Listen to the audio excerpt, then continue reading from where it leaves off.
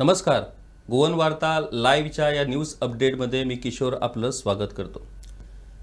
आपल्याला माहीतच आहे की या न्यूज अपडेटमध्ये आम्ही एक विषय आपल्यासमोर आणत असतो आणि अशा महत्त्वाच्या विषयावरती त्या संबंधीची माहिती आणि त्या संबंधीचा विचार हा आम्ही तुमच्यापर्यंत पोहोचत असतो.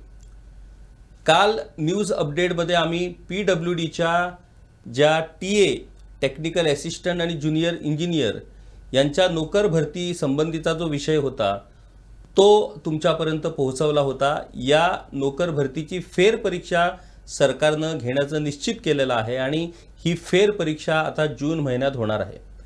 नोकर भरती हा गोव्यात नेहमीच एक आकर्षणाचा आणि सर्वात महत्त्वाचा विषय ठरलेला आहे.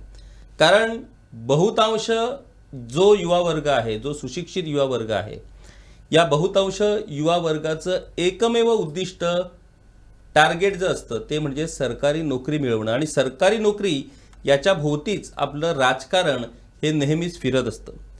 आता या सरकारी नोकरीच्या संदर्भात जर बोलायचं झालं तर सरकारी नोकरीसाठी आज राजकीय वशिलेबाजी असणं हे खूप गरजेचं आहे.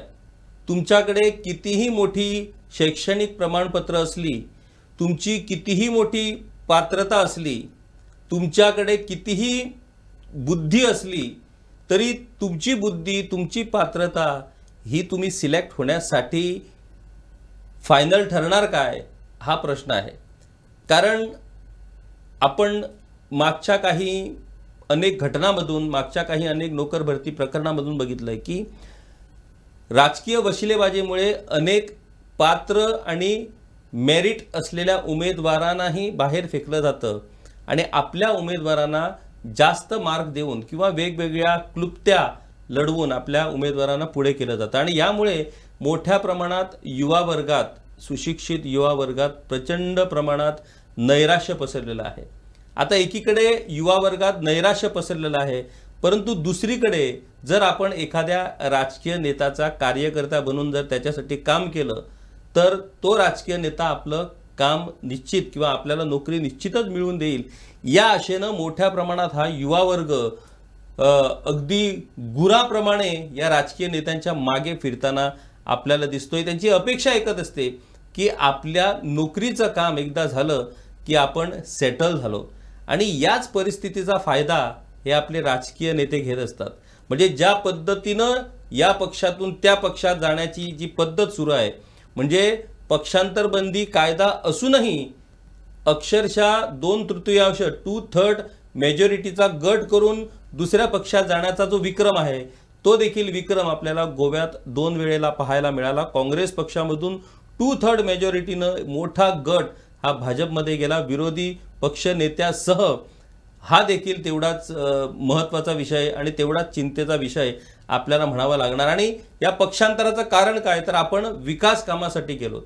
जोपर्यंत तुम्ही सत्ताधारी पक्षात असणार नाही, जोपर्यंत तुम्ही सरकारात असणार नाही, तोपर्यंत तुमची कामं होणार नाहीत अशा पद्धतीचं एक चित्र तयार केलेलं आहे आणि हे चित्र लोकांनाही मान्य होतं. आपला आमदार एका पक्षातून दुसऱ्या पक्षात गेला तर त्या लोकांनाही काहीही वाटत नाही. कारण ज्या पद्धतीनं राज्यात 2 वेळेला पक्षांतर झाली त्या पक्षांतरात आपल्याला एकही असा प्रकार पाहायला मिळाला नाही जिथं लोकांनी जाऊन आपल्या आमदाराला प्रश्न केला की तुम्ही या पक्षातून त्या पक्षात गेलातच कसे म्हणून.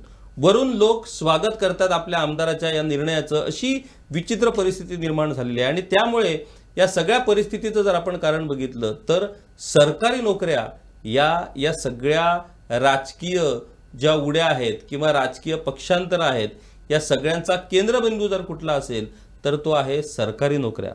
आता 2024च्या लोकसभा निवडणुका येणार आहेत. अर्थातच राज्य सरकारने एक क्रांतिकारी डिसिजन घेतला. आता क्रांतिकारी जी डिसिजन्स असतात ती फक्त कागदोपत्रीच राहतात, ती प्रत्यक्षात येत नाहीत. की सरकारी नोकर भरतीमध्ये ट्रान्सपरन्सी, पारदर्शकता याचा अभाव ज्या पद्धतीनं आपल्याला पाहायला मिळतो त्यामुळे मोठ्या प्रमाणात मेरिट असलेली जे युवा वर्ग आहे त्यांच्यात मोठ्या प्रमाणात नैराश्य आलेलं आहे आणि त्यामुळे Goa staff selection commission, Goa कर्मचारी भरती आयोग स्थापन करून या भरती आयोगामार्फत C आणि D या कॅटेगरीची पदं भरण्याचा निर्णय सरकारने घेतलाय। त्या संबंधीचा कायदाही विधानसभेत मंजूर झाला, आयोगही स्थापन करण्यात आलाय, परंतु चालढकल करून अजूनही या आयोगामार्फत भरती सुरू झालेली नाही। म्हणजे अलीकडेच तर आयोगाचा जो डिसिजन होता तो डिसिजन पुढे ढकलून तूर्त ही भरती खात्यामार्फतच केली जाईल असं सरकारने म्हटलेलं आहे। याचाच अर्थ बहुतांश मंत्र्यांना हा आयोग मान्य नाही आणि हे उघड आहे की काही मंत्र्यांनी उघडपणे या आयोगाच्या निर्णयाला हस्तक्षेप किंवा हरकत घेतली होती, परंतु मुख्यमंत्र्यांनी ठामपणे डिसिजन घेतला की या आयोगामार्फतच आपण नोकर भरती करणार। परंतु मुख्यमंत्र्यांच्या या निर्णयाला ही स्थगिती मिळवण्यात या मंत्र्यांनी यश मिळवलं, याचाच अर्थ या मंत्र्यांचा दबाव हा किती प्रमाणात असेल याचा अंदाज आपल्याला येऊ शकतो। आता नोकर भरतीच्या बाबतीत जर बोलायचं झालं तर अनेक खात्यांचे अनेक किस्से आपण सांगू शकतो, परंतु आज जो प्रकार किंवा जे प्रकरण आम्ही तुमच्या समोर घेऊन येणार आहोत ते खूप चिंतेचा विषय आहे एवढ्याचसाठी, कारण संसद, पार्लमेंट आणि विधानसभा ही जशी लोकशाहीची मंदिर आहेत तशाच पद्धतीनं शाळा, महाविद्यालये, कॉलेज, विद्यापीठ, युनिव्हर्सिटीज या ज्ञानाची मंदिरं असं आपण त्यांना म्हणतो। आणि या ज्ञानाच्या मंदिरात शिक्षण दिलं जातं। या शिक्षणात मग सत्य, नीतिमूल्य, जगण्याचा मंत्र, आदर्श विचार या सगळ्यांचं शिक्षण आम्हाला या ज्ञान मंदिरात मिळत असतं। आणि या ज्ञान मंदिरातला जो कारभार आहे किंवा जो व्यवहार आहे तो पारदर्शक असणं हे क्रमप्राप्त आहे, परंतु अशा या ज्ञान मंदिरातच जर ट्रान्सपरन्सीला फाटा दिला जात असेल किंवा या ज्ञानाच्या मंदिरातच जर खोटारडेपणा होत असेल किंवा या ज्ञानाच्या मंदिरातच एखाद्या घटकावर अन्याय होत असेल तर त्याला आपण काय म्हणावं आणि मग आपण या पिढीकडून, या तरुणाईकडून आदर्शतेची अपेक्षा कशी काय करू शकतो, हा एक महत्त्वाचा प्रश्न या निमित्ताने उपस्थित झालेला आहे। आता हे प्रकरण नेमकं काय आहे तर गोव्यातलं एकमेव आमचं लाडकं विद्यापीठ म्हणजे गोवा विद्यापीठ। आता या गोवा विद्यापीठाकडूनही जेव्हा ट्रान्सपरन्सीच्या बाबतीत प्रश्नचिन्ह निर्माण होत असेल तर मग आपण ट्रान्सपरन्सी, आदर्श, प्रामाणिकपणा, ट्रूथ, सत्य, न्याय या सगळ्या गोष्टींची अपेक्षा तरी कुणाकडून ठेवावी? राजकारणाकडून आपण ती अपेक्षा ठेवू शकत नाही, कारण राजकारण म्हटलं की बाकीच्या सगळ्या गोष्टी आल्या, पण निदान गोवा विद्यापीठानं तरी आपली विश्वासार्हता अबाधित ठेवणं ही अपेक्षा जर सर्वसामान्य लोकांनी ठेवली तर ती देखील त्यांची चूक ठरणार का, हा प्रश्न आहे। आता गोवा विद्यापीठानं एक जाहिरात प्रसिद्ध केली होती। गोवा विद्यापीठानं वेगवेगळ्या पदांसाठी ही जाहिरात 22 ऑक्टोबर 2022 या दिवशी ही जाहिरात प्रसिद्ध केली होती। या संबंधीची जाहिरात वेगवेगळ्या वृत्तपत्रात प्रसिद्ध झाली होती आणि वेगवेगळ्या अशा जवळजवळ 100हून अधिक पदांसाठी ही जाहिरात होती आणि मोठ्या प्रमाणात सुशिक्षित बेरोजगारांनी या पदांसाठी अर्ज दाखल केले होते। ही जी प्रक्रिया होती ही प्रक्रिया ऑनलाईन पद्धतीने राबवण्यात आली। ऑनलाईन पद्धतीने या पदांसाठी अर्ज करणं गरजेचं होतं आणि त्यासाठी 200 रुपये प्रति अर्ज शुल्क म्हणजे फी आकारण्यात आली होती। आता प्रश्न असा आहे की जी जाहिरात वर्तमानपत्रात प्रसिद्ध झाली ती जाहिरात कशी होती ते तुम्ही पाहू शकता। आता या जाहिरातीत पद दिलेली आहेत, पदांची नावं दिलेली आहेत, किती पदं आहेत त्यांची आकडेवारी दिलेली आहे, कॉन्सोलिडेटेड सॅलरी म्हणजे या पदांना एक पक्की निश्चित सॅलरी अमुक असणार त्याचीही आकडेवारी आपल्याला या जाहिरातीत पाहायला मिळतं।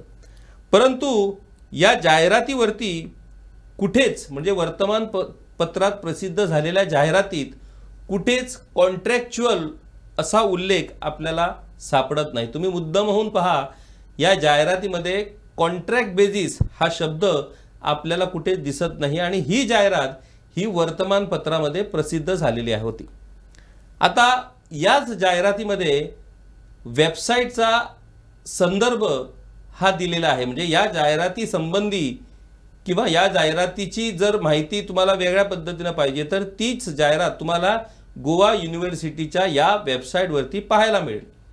त्यामुळे या वेबसाईटचा संदर्भ ज्या अर्थी दिलेला त्यावरून या वेबसाईटवरती जेव्हा आम्ही जातो आणि या वेबसाईटवरती हीच जाहिरात जेव्हा आम्ही गोवा युनिव्हर्सिटीच्या वेबसाईटवरती पाहतो तेव्हा त्या वेबसाईटवरती मात्र स्पष्टपणे कॉन्ट्रॅक्च्युअल बेसिस असा उल्लेख आपल्याला सापडतो.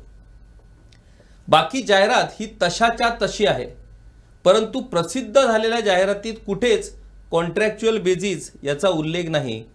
आणि गोवा युनिव्हर्सिटीच्या वेबसाईटवरती जी जाहिरात आहे त्या जाहिरातीत मात्र कॉन्ट्रॅक्ट बेसिस असा स्पष्ट उल्लेख आहे.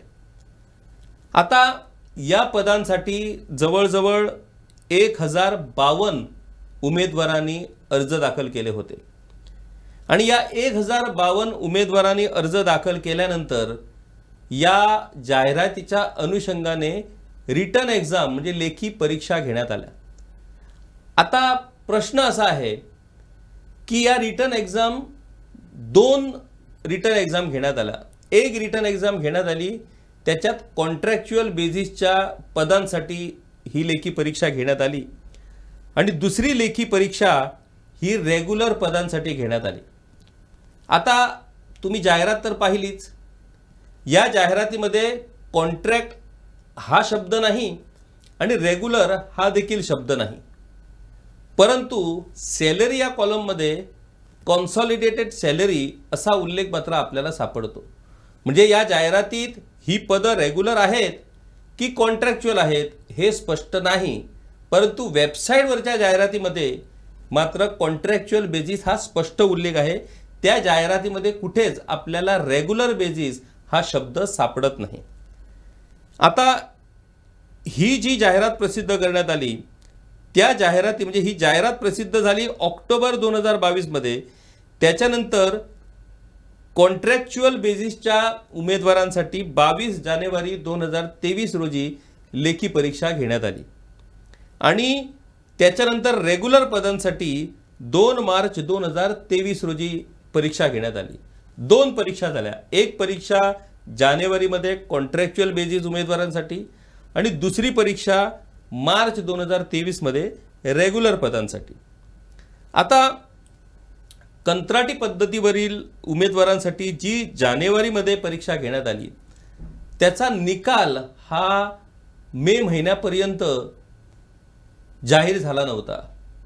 अनेक उमेदवारांनी विचारणा केली असता निकाल जाहीर होईल असं सांगण्यात आलं, परंतु मे महिन्यापर्यंत जेव्हा निकाल जाहीर झाला नाही आणि उमेदवारांनी गोवा विद्यापीठाकडे विचारणा करायला सुरुवात केली त्यावेळेला गोवा विद्यापीठाकडून सांगण्यात आलं की कॉन्ट्रॅक्च्युअल बेसिसच्या उमेदवारांची आम्ही निवड ऑलरेडी केली.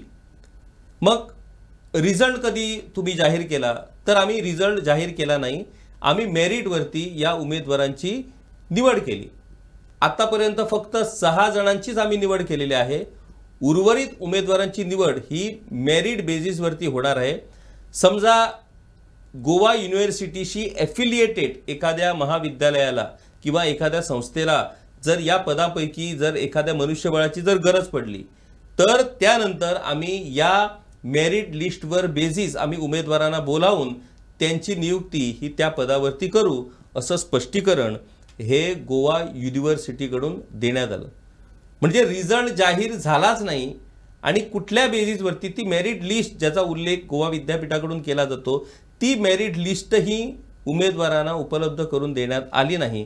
अशा पद्धतीचा हा प्रकार घडला. आता त्याच्यानंतर मार्च महिन्यामध्ये रेग्युलर पदांसाठी लेखी परीक्षा झाली. मार्च संपला, एप्रिल संपला, मे महिना आता संपत आला. मग मे महिन्यापर्यंत या रेग्युलर पदांचा निकाल हा जाहीर करण्यात आला नव्हता आणि त्यामुळे अनेक उमेदवारांनी गोवा विद्यापीठाकडे या संबंधीची विचारणा करायला सुरुवात केली. जेव्हा 11 मे या दिवशी एका उमेदवारानं गोवा विद्यापीठाला फोन करून विचारलं की रेग्युलर पदांसाठी जी लेखी परीक्षा झाली त्याचा निकाल जाहीर झाला का? तर त्यांना उत्तर देण्यात आलं की निकाल जाहीर झाला नाही, परंतु उमेदवारांची नियुक्ती मात्र आम्ही केली आहे.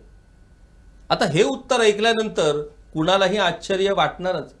मग निकाल जाहीर न होताच तुम्ही उमेदवारांची नियुक्ती कशी काय केली? तर आम्हाला निकाल जाहीर करण्याची गरज नाही, ऑलरेडी रिझल्ट आम्ही तयार केलेला आहे आणि या रिझल्टच्या बेसिसवरती मेरिट लिस्टमध्ये जे उमेदवार आहेत त्या उमेदवारांना आम्ही स्वतंत्रपणे त्यांना ईमेल पाठवलेला आहे आणि त्या ईमेलच्या आधारे त्यांना आम्ही अपॉइंटमेंट लेटर्स दिलेली आहेत, असं धक्कादायक उत्तर त्यांना देण्यात आलं. आता मजेशीर गोष्ट बघा, 11 मे 2023 रोजी या उमेदवाराने या संबंधीचा फोन हा गोवा विद्यापीठाकडे केला आणि या संबंधीची ही माहिती गोवा विद्यापीठाकडून त्या उमेदवाराला देण्यात आली. त्याच्यानंतर त्या उमेदवाराकडून 16 मे रोजी, म्हणजे 11 मे रोजी त्यांनी फोन केला होता, 16 मे रोजी 5 दिवसानंतर त्या उमेदवाराने एक RTI ॲप्लिकेशन गोवा विद्यापीठात दाखल केलं.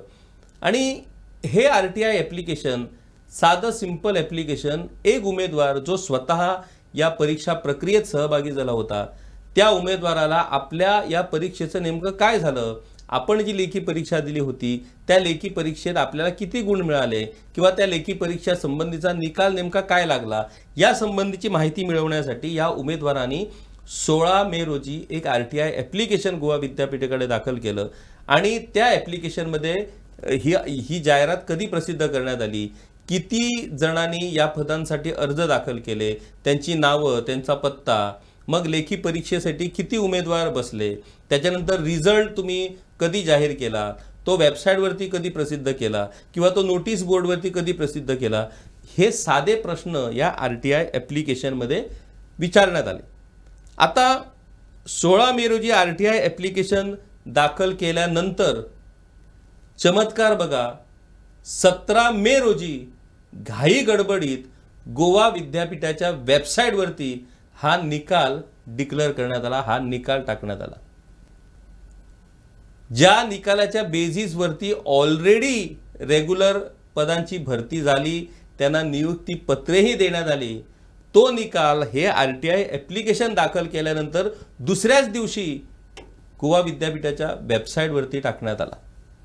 आता मजेशीर गोष्ट अशी आहे की हा जो निकाल वेबसाईटवरती टाकण्यात आला त्या निकालामध्ये एक आकडेवारी जी मिळाली त्याच्यात 1052 उमेदवारांनी या पदांसाठी अर्ज दाखल केले होते. त्याच्यातले 647 उमेदवार हे पास झाले, उत्तीर्ण झाले, तर 405 उमेदवार हे नापास झाले.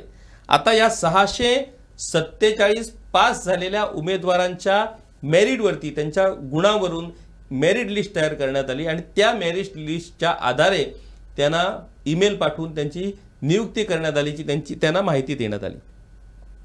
आता 16 मे रोजी तुमचं RTI ॲप्लिकेशन गोवा विद्यापीठात दाखल होतं आणि 17 मे रोजी अकस्मात रिझल्ट हा डिक्लेअर केला जातो वेबसाईटवरती. आता रिझल्ट डिक्लेअर केल्यानंतर या उमेदवाराला अंदाज येतो की ह्या सगळ्या भरती प्रक्रियेत हा मोठा घोळ झालेला आहे आणि त्यामुळे या संबंधीची एक तक्रार या उमेदवाराकडून राज्यपाल, मुख्यमंत्री, गोवा विद्यापीठ आणि संबंधित सगळ्या मंत्र्यांकडे या संबंधीची एक लेखी तक्रार करणारी ईमेल ही पाठवण्यात येते. तर 16 मे रोजी एका उमेदवाराकडून जे RTI ॲप्लिकेशन गोवा विद्यापीठाकडे दाखल करण्यात आलं, त्याच्यानंतर दुसऱ्याच दिवशी 17 मे रोजी तो रिझल्ट हा विद्यापीठाच्या वेबसाईटवरती जाहीर करण्यात आला. आणि हा रिझल्ट म्हणजे रेग्युलर आणि कॉन्ट्रॅक्च्युअल बेसिस अशा 2 पद्धतीच्या पदांसाठी 2 वेगवेगळ्या लेखी परीक्षा घेण्यात आल्या, परंतु रिझल्ट मात्र फक्त रेग्युलर पोस्टसाठी जी परीक्षा झाली त्या परीक्षेचाच रिझल्ट हा जाहीर करण्यात आला, तो सुद्धा RTI ॲप्लिकेशन टाकल्यानंतर. आणि हा रिझल्ट आजही गोवा विद्यापीठाच्या वेबसाईटवरती हा रिझल्ट उपलब्ध आहे. 16 मे रोजी एका उमेदवारानं जे RTI ॲप्लिकेशन गोवा विद्यापीठाकडे टाकलं होतं ते RTI ॲप्लिकेशन सिम्पल होतं.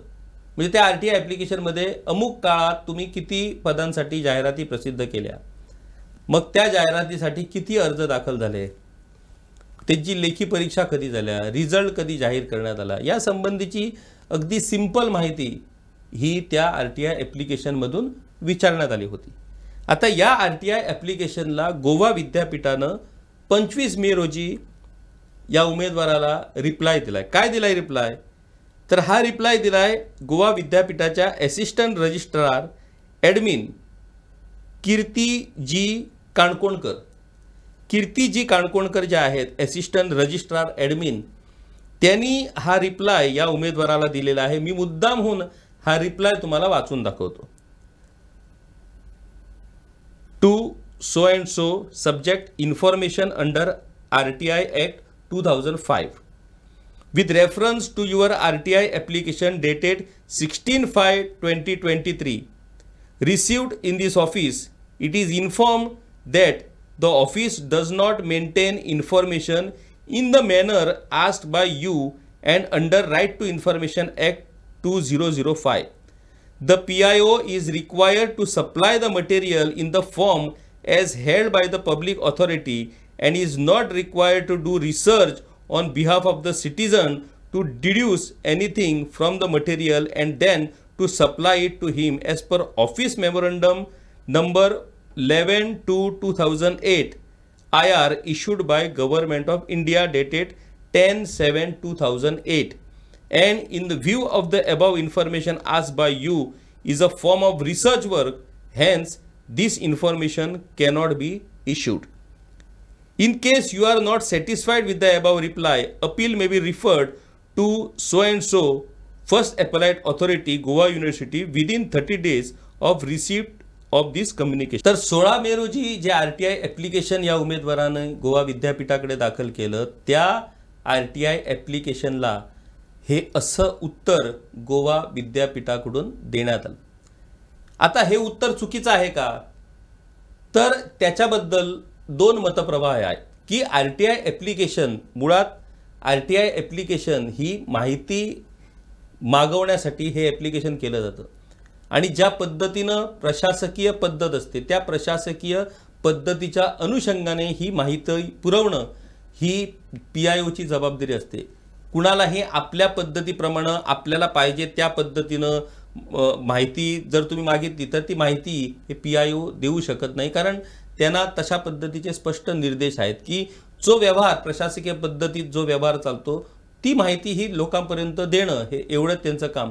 त्यांना तो अभ्यास करणं, ती सगळी माहिती गोळा करणं, रिसर्च करणं ही जबाबदारी PIO करू शकत नाही आणि त्यासाठीच हे स्पष्टीकरण हे केंद्र सरकारनं RTI अंतर्गत हे दिलं होतं. आता महत्त्वाचा मुद्दा असा आहे की RTIचा अर्थ काय, तर प्रशासनात पारदर्शकता यावी आणि प्रशासनात ज्या काय गोष्टी घडतात त्याची सगळी माहिती ही लोकांपर्यंत पोहोचावी, जेणेकरून कुठल्याही पद्धतीनं प्रशासनात भ्रष्टाचार किंवा गैरव्यवहार हे चालू शकत नाहीत.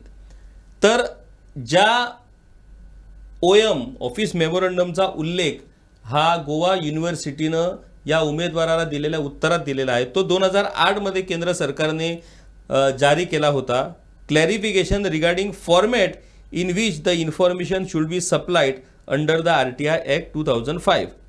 आता त्याच्यात काय म्हटलं गेलंय ते मी तुम्हाला मुद्दम वाचून दाखवतो. It has been observed that some people under the Right to Information Act 2005 request the public information officers PIO to cull out information from some documents and give such extracted information to them. In some cases, the applicants expect the PIO to give information in some particular proforma devised by them on the plea that subsection 9 of section 7 provides that an information shall ordinarily be provided in the form in which it is sought. It need to be noted that subsection simply means that if the information is sought in the form of photocopy, it shall be provided in the form of photocopy, and if it is sought in the form of floppy, it shall be provided in that form subject to the conditions given in the act, etc. It does not mean that PIO shall reshape the information. म्हणजे जी माहिती प्रशासनात प्रशासकीय प्रक्रियेत जी असते ती लोकांपर्यंत पोहोचवता येते. म्हणजे तुम्हाला एखाद्या डॉक्युमेंटची फोटोकॉपी पाहिजे असेल किंवा डॉक्युमेंट तुम्हाला फ्लॉपीमध्ये पाहिजे असेल तर तशा पद्धतीची तुम्ही मागणी करू शकता आणि ती मागणी ही PIOनं पूर्ण करणं गरजेचं आहे. परंतु एका विशिष्ट फॉर्मॅटमध्ये ही मला माहिती पाहिजे असे जर तुम्ही अर्ज दाखल केला तर तशा पद्धतीनं माहिती देण्याची सक्ती ही PIOला नाही. आता पुढे त्या ऑफिस मेमोरंडममध्ये काय म्हटलं गेलं आहे? According to section 2F of the act, information means any material in any form a citizen under the act has a right to get material from a public authority which is held by or under the control of that public authority. The right includes inspection of work, documents, records, taking notes, extracts or certified copies of documents or records, taking certified samples of material, taking information in the form of diskettes, floppies, tapes, videos, cassettes or in any electronic mode or through printouts where such information is stored in a computer or in any other device. Carefully reading the definition of information and right to information makes it clear that citizen has a right to get the material, inspect the material, take notes from the material, take extracts or certified copies of the material, take samples of the material, take the material in the form of diskettes. The PIO is required to supply such material to the citizen who seeks it. The Act, however, does not require the public information officer to deduce some conclusion from the material and supply the conclusion to deduce the applicant. म्हणजेच PIO हे आपल्याकडे झालेल्या व्यवहारासंबंधी किंवा कागदोपत्रासंबंधी आपली एक कल्पना तयार करून ती कल्पना RTIच्या मार्फत अर्जदाराला देऊ शकत नाही आणि म्हणून हा ऑफिस मेमोरंडम जारी करण्यात आला. आता प्रश्न असा आहे की 16 मे रोजी ज्या उमेदवारानं RTI ॲप्लिकेशन गोवा विद्यापीठाकडे दाखल केलं ते RTI ॲप्लिकेशन हे एक उमेदवार या नोकर भरतीच्या पदांसाठी ज्या उमेदवारानं अर्ज दाखल केला होता त्या उमेदवारानं हा अर्ज दाखल केलेला आहे अंडर RTI. आता या अर्जामध्ये काय विचारण्यात आलंय की या नोकर भरतीसाठीची जाहिरात ही कधी आणि कुठल्या पेपरमध्ये प्रसिद्ध करण्यात आली, त्याच्यानंतर या पदांसाठी किती जणांनी ॲप्लिकेशन्स केली, या पदांसाठी लेखी परीक्षा कधी झाली, या लेखी परीक्षेचा निकाल काय आहे. आता या प्रश्नांना गोवा विद्यापीठाच्या PIOनं असं संशोधन करण्याचा प्रश्न येतोच कुठे. ही साधी आणि सोपी माहिती जेव्हा नोकर भरतीच्या संदर्भात विचारण्यात आली ती माहिती नाकारण्यासाठी या 2008च्या ऑफिस मेमोरंडमचा वापर गोवा विद्यापीठाकडून होणं हे कितपत योग्य आहे. आता ज्या फॉर्मॅटमध्ये तुम्ही ही माहिती देऊ शकत नाही त्या फॉर्मॅटमध्ये ती तुम्ही माहिती नाही दिली तरी चालतं, परंतु सरसकट ही माहिती नाकारून या ऑफिस मेमोरंडम पुढे करणं म्हणजेच गोवा विद्यापीठ या प्रकरणी आपली कात वाचवण्यासाठी धडपडत आहे हेच यातनं स्पष्ट होतं. म्हणजे अमुक पदांसाठी ज्या पदांबाबत गोवा विद्यापीठाकडून कुठल्याही पद्धतीची ट्रान्सपरन्सी फॉलो करण्यात आली नाही, कुठल्याही पद्धतीची पारदर्शकता फॉलो करण्यात आली नाही, त्या प्रकाराबद्दल जेव्हा RTI ॲप्लिकेशन केलं जातं त्यावेळेला तुम्ही हा 2008चा ऑफिस मेमोरंडम पुढे करून ही माहिती देणं आमच्यावरती बंधनकारक नाही असं जेव्हा म्हणता तेव्हा तुम्ही पळवाट शोधता आहात हे त्याच्यातनं स्पष्ट होतं. खरं म्हणजे गोवा विद्यापीठाकडून म्हणजे ज्याला ज्ञानाचं मंदिर आपण म्हणतो त्या ज्ञानाचं मंदिरानं जास्तीत जास्त ट्रान्सपरंट असणं गरजेचं आहे. तिथं एकही गोष्ट अशी असता कामा नये ज्या गोष्टीवरून लोकांच्या मनात किंवा विद्यार्थ्यांच्या मनात संशय उत्पन्न होईल.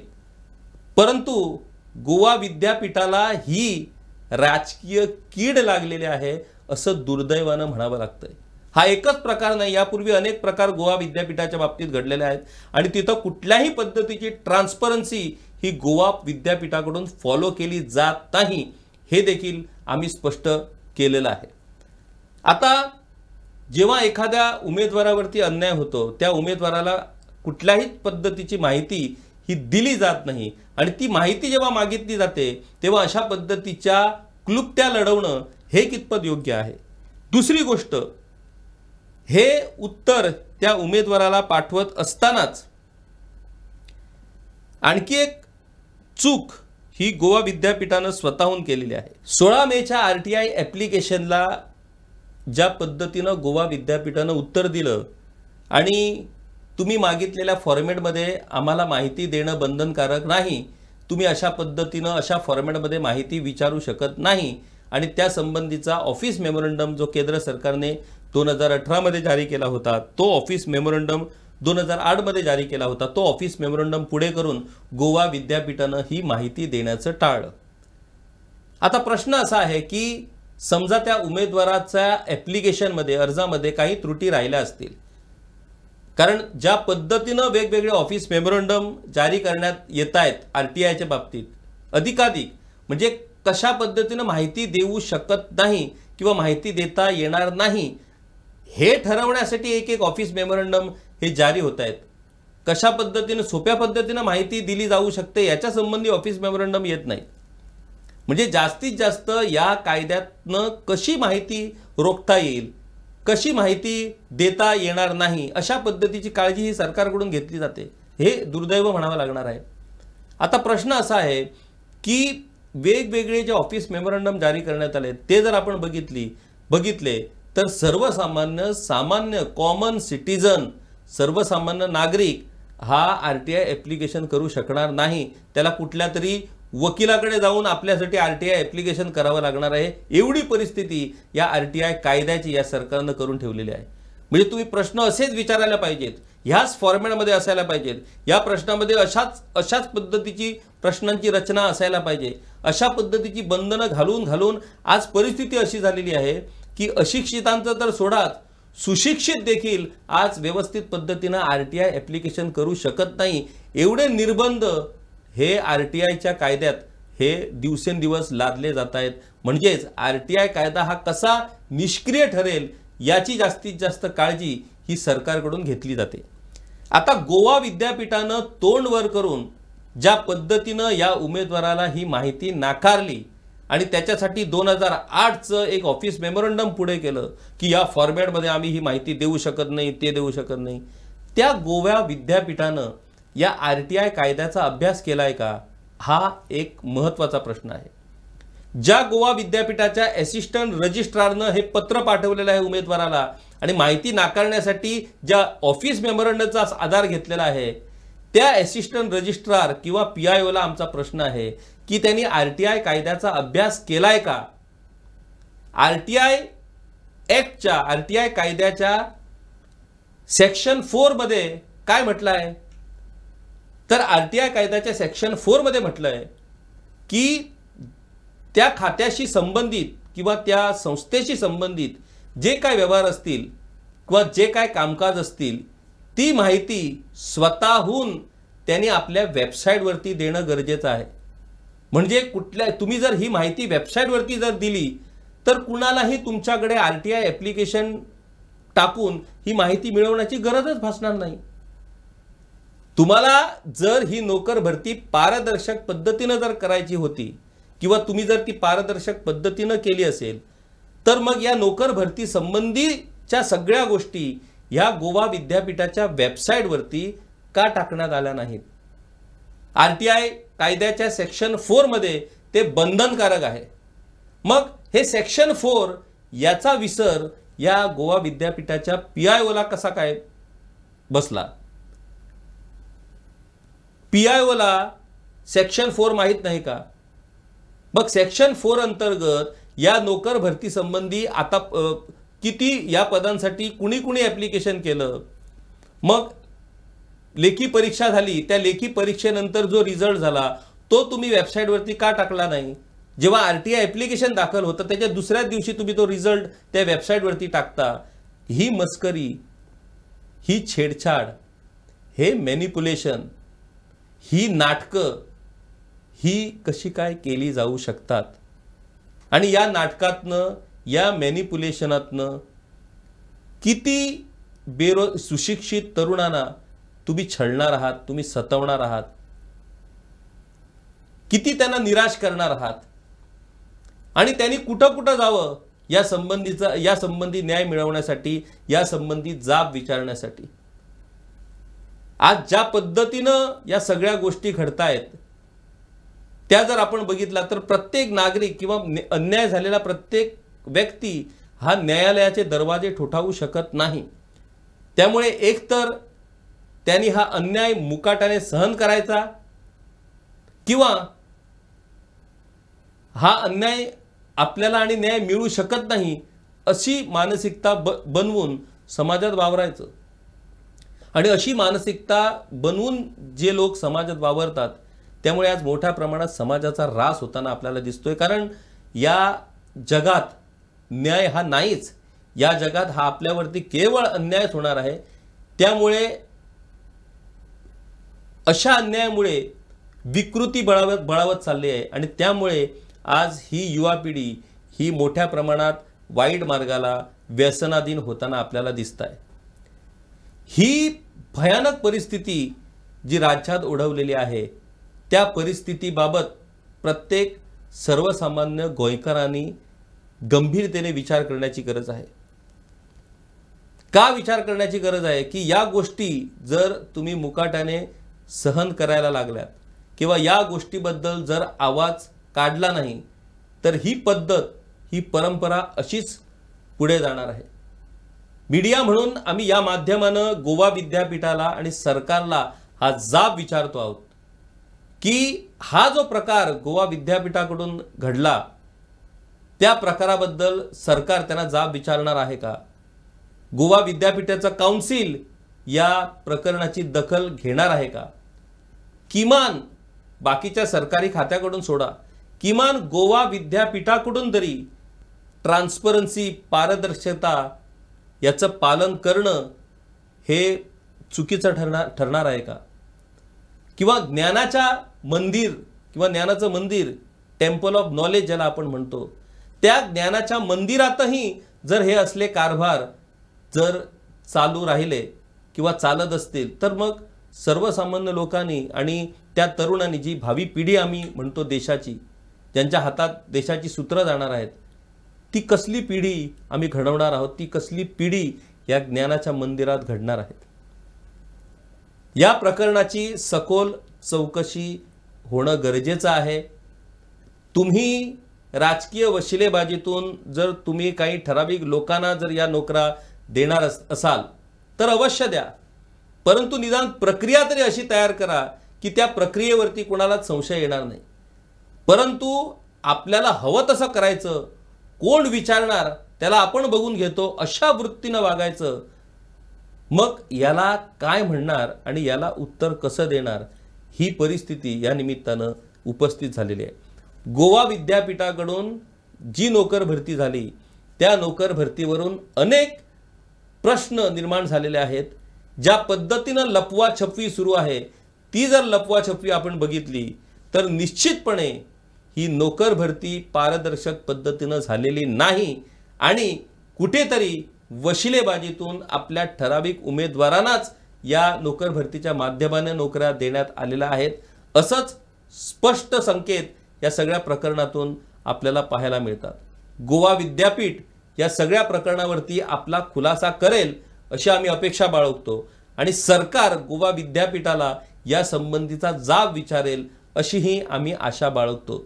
दुसरी महत्त्वाची गोष्ट, जे विरोधक आहेत त्या विरोधकांच्या डोळ्यासमोर हे सगळे प्रकार घडताना आपल्याला दिसत आहेत. लोकशाहीत लोकांचे जे प्रश्न असतात किंवा लोकांवरती जो अन्याय होतो त्या अन्यायाबाबत किंवा त्या प्रश्नाबाबत जाब विचारण्याची जबाबदारी ही विरोधकांची असते आणि विरोधकांनी हा विषय घेऊन या संबंधीची जाब सरकारला विचारण्याची गरज आहे. या संबंधीचा जाब गोवा विद्यापीठाला विचारण्याची गरज आहे.